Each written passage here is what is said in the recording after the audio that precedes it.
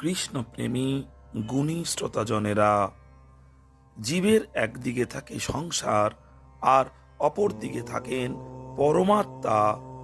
পরমাত্মার চিন্তায় মন না থাকলে অবশ্যই সংসারের চিন্তায় মন থাকবে। কামনা মতো বস্তু বা পদার্থ পেলে মানুষের লোভ জন্মায়।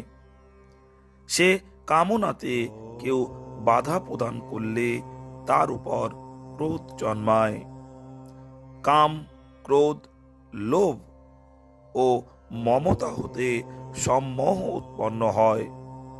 ক্রোধ হতে উৎপাদিত সম্মোহ অতি ভয়ঙ্কর হয়, যার ফলে শাস্ত্র বাক্য তখন আর স্মরণে থাকে না। মানুষের বিবেক লোপ পায় এবং মানুষ নিজ স্মৃতি হতে বিচ্যুত হয়ে পড়েন। শাস্ত্র বিচারে মানুষের অনেক সময় লাগে, কিন্তু এই বৃত্তিগুলি উৎপাদিত হতে এবং কার্যকরী হতে কিছুই সময় লাগে না। মানুষ তৎক্ষণাৎ হিতাহিত জ্ঞানশূন্য হয়ে পড়েন, তার পতন হতে সময় লাগে না। কাম, ক্রোধ, সম্মোহ, স্মৃতিভ্রংশ ও বুদ্ধিনাশ প্রভৃতি বৃত্তিগুলি বিদ্যুৎ প্রবাহের মতো উৎপাদিত হয় এবং মানুষের পতন ঘটায়। এই সামান্য সময়টুকুতে মানুষ সম্পূর্ণ প্রকৃতির কাছে বিবশ থাকেন এবং নিজ বিবেককে নিজ আয়ত্তে রাখতে পারেন না।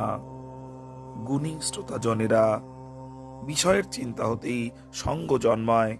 সেই সঙ্গ থেকে কাম, ক্রোধাদি অনর্থ সকল উৎপন্ন হয়। বিষয় শক্তির মূলে হলো বিষয় চিন্তা। সদা সর্বদা ভগবত চিন্তা করলে মনেতে বিষয় চিন্তার স্থানে হ্রাস হয় এবং ভগবত চিন্তার স্থান বৃদ্ধি পায়।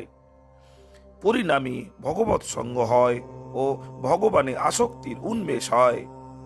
পরমাত্মাকে সর্বোত্তম জ্ঞানে তার আশ্রয় নিতে হয় এবং অনুক্ষণ তার ধ্যানে মগ্ন থাকতে হয়। এর ফলে ক্রমে ক্রমে বিষয় চিন্তা একেবারে দূর হয়ে যায়, কাম, ক্রোধাদি চলে যায় ও নিজ কল্যাণ সাধিত হয়। গুণী শ্রোতাজনেরা, কৃষ্ণ কথায় ভিডিওটি ভালো লেগে থাকলে চ্যানেলটিকে সাবস্ক্রাইব করতে ভুলবেন না। ভালো থাকবেন। নমস্কার।